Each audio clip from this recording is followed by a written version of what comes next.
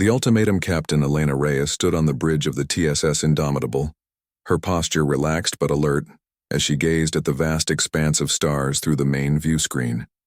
The ship had been patrolling the outer reaches of human-controlled space for 3 months now, and despite the occasional asteroid field or curious space phenomenon, their journey had been uneventful. "Captain?" called Lieutenant Commander Hiroshi Takeda from his station. "Sensors are picking up multiple vessels, approaching from Sector 7. Configuration unknown." Reyes raised an eyebrow, her interest piqued. "How many vessels are we talking about, Lieutenant Commander?" "Initial count shows 43 ships of varying sizes. The largest appears to be approximately 3 kilometers in length," Takeda replied, his fingers dancing across his holographic interface. "They're maintaining formation and heading directly toward us." "Interesting," Reyes murmured. "First contact protocols, everyone. Let's not jump to conclusions." She straightened her midnight blue uniform and pressed a small communicator on her collar. "Commander Chen, please join us on the bridge. It seems we have company." Within moments, the Indomitable's first officer arrived, his expression curious as he took his position beside the captain. "Any attempts at communication from them?" Reyes asked, her eyes never leaving the approaching fleet that was now visible as tiny dots of light in the distance. Communications Officer Amara Okafor shook her head. "Nothing yet, Captain. Wait. Incoming transmission on all frequencies. They're not even trying to be subtle." "Put it through," Reyes ordered, clasping her hands behind her back. The view screen flickered and an alien figure appeared. The being had a rigid exoskeleton that gleamed under the lights of what appeared to be a command center. Multiple compound. Eyes reflected the image of the human bridge crew, and mandibles clicked rhythmically before the creature spoke.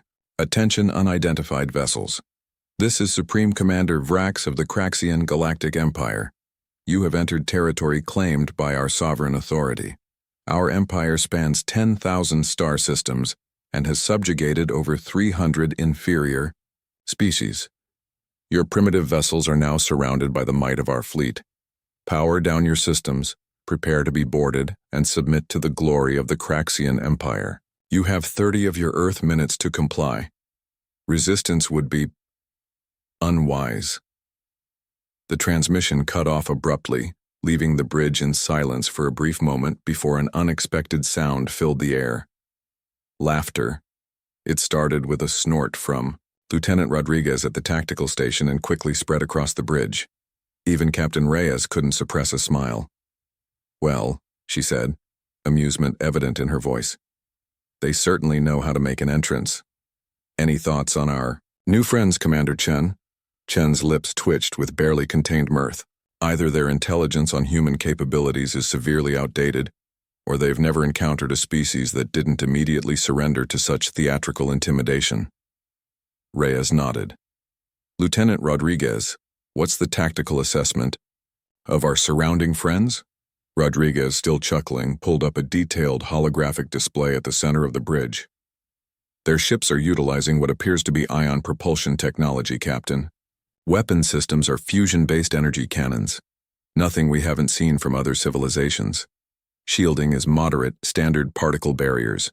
Their largest vessel, presumably their flagship, has slightly more advanced systems, but nothing that would pose a significant threat to even our smallest escorts." "And they think they have us surrounded?" Reyes asked, eyebrow raised.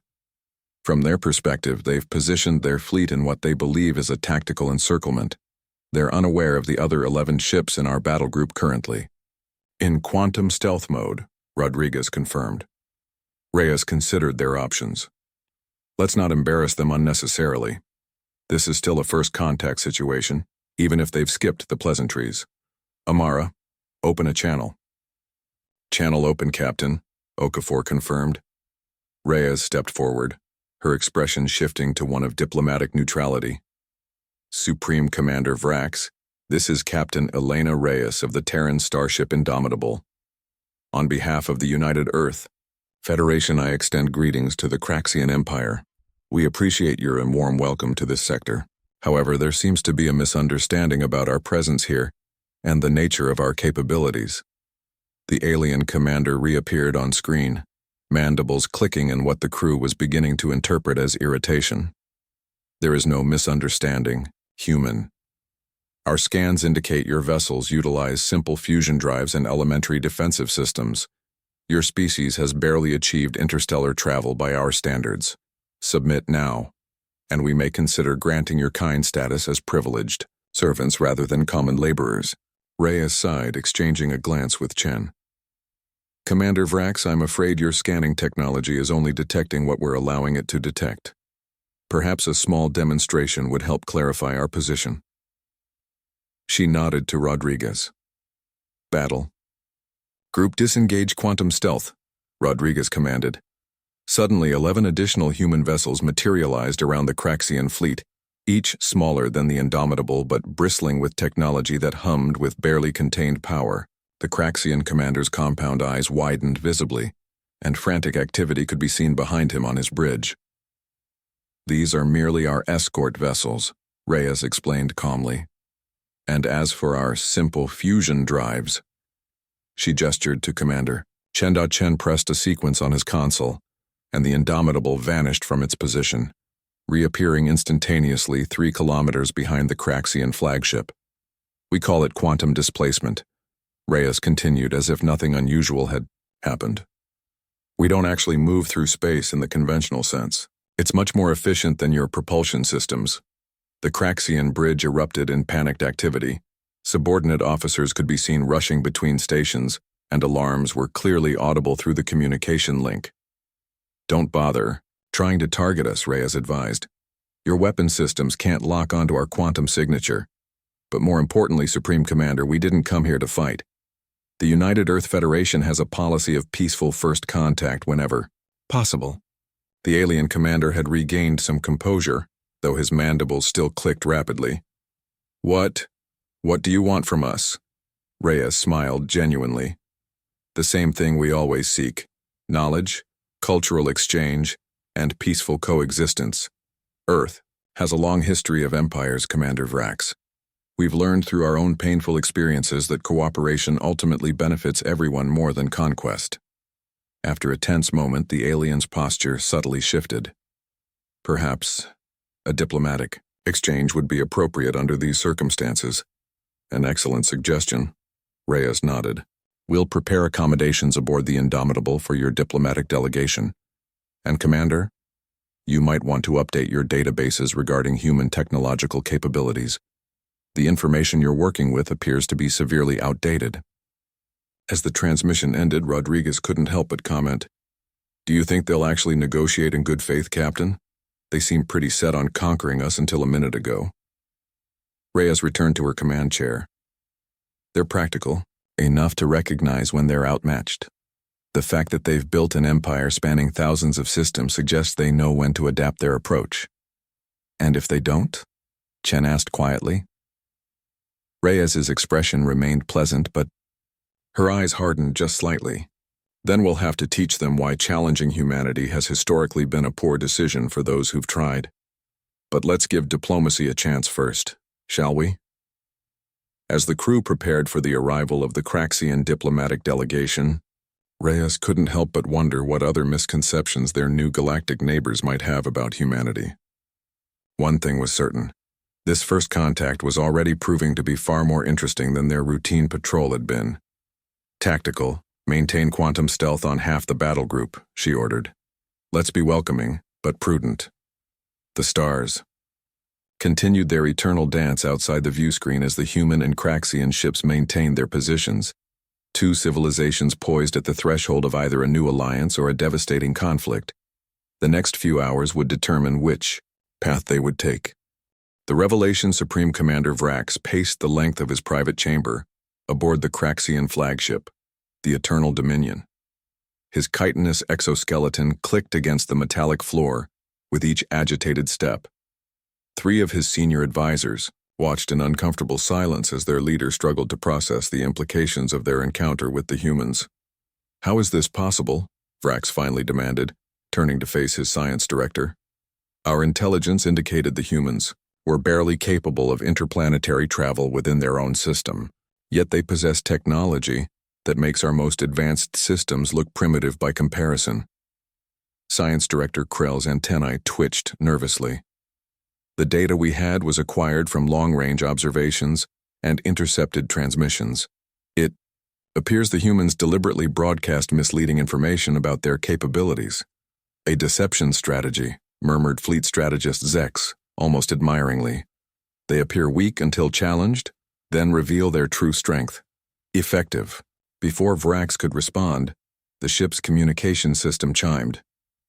Supreme Commander, we're detecting additional spatial distortions. More human vessels are arriving. Vrax rushed to the command center, his advisors hurrying behind him.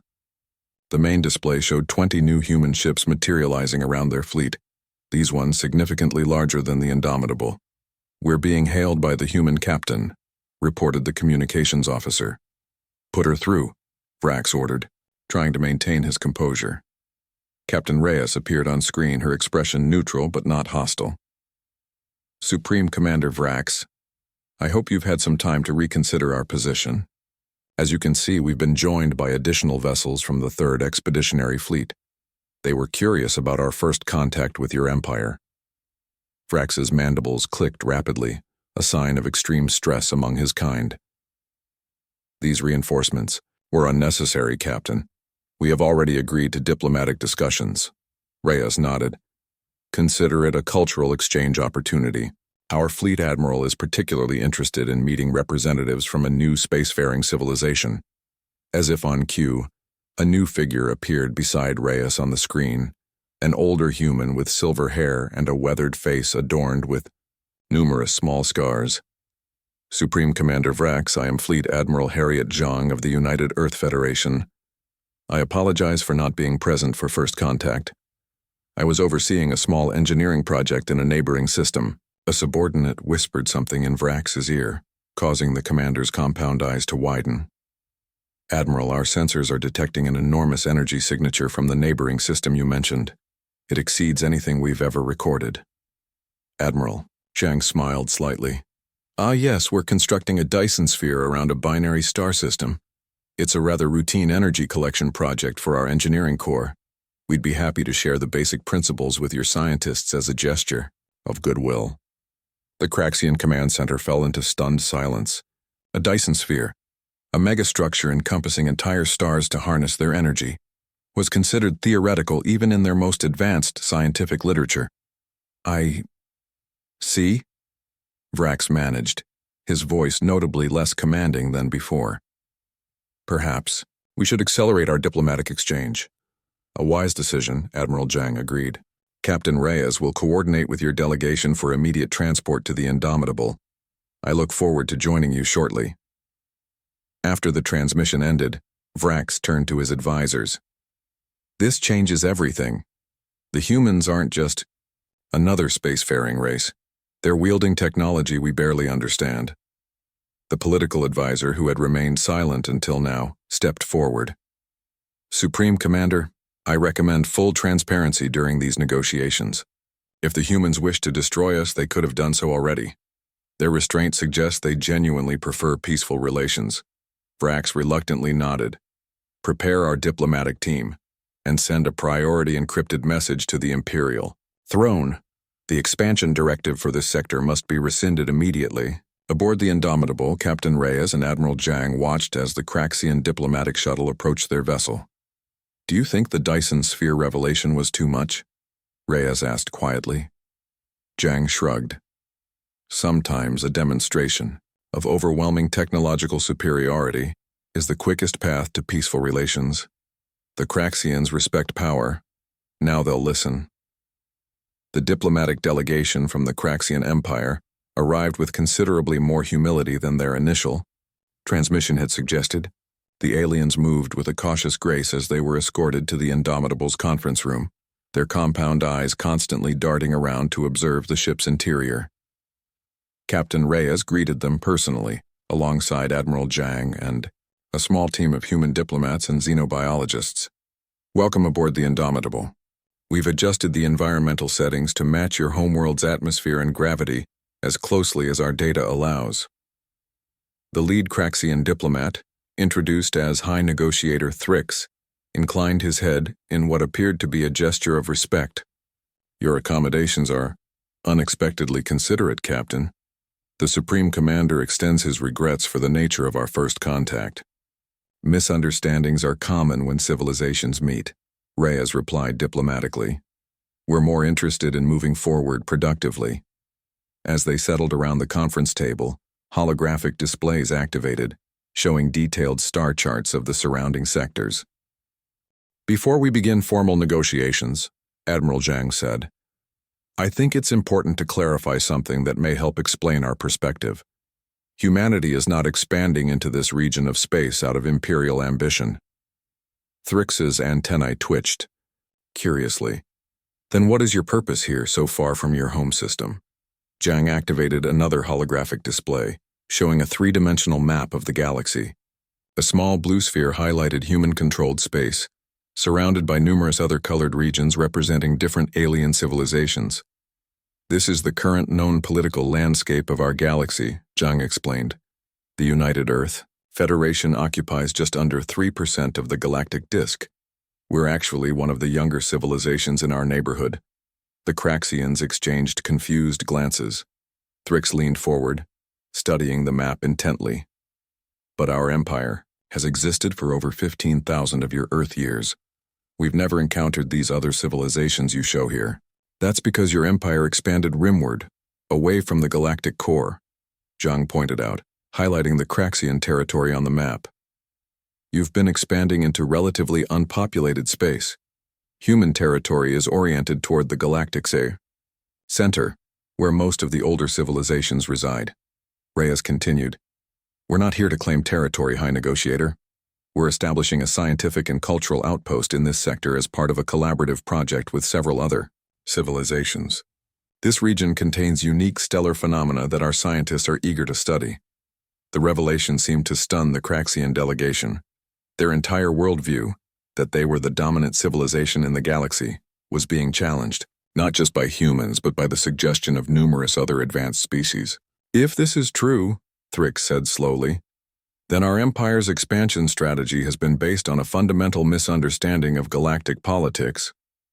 It's not uncommon, one of the human diplomats offered kindly. Many species evolve in relative isolation and assume they're alone or dominant until they encounter others. Humanity made similar mistakes in our early days of space exploration. Admiral Zhang nodded. Which is why we now prioritize peaceful first contact and knowledge exchange. We've learned, sometimes the hard way, that cooperation advances everyone faster than conflict. As the discussions continued, the initial tension gradually dissolved. The Craxians, despite their imperial nature, proved to be pragmatic and adaptable. By the end of the first diplomatic session, preliminary agreements had been established for cultural exchanges, technological sharing of non-military applications, and territorial respect. When the Craxian delegation prepared to return to their vessel, High Negotiator Thrix approached Captain Reyes privately. Captain, I must confess something, the alien said, mandibles moving in what Reyes's translator suggested was an expression of embarrassment. Before boarding your ship, I was authorized to assess your vulnerabilities for potential future conflict.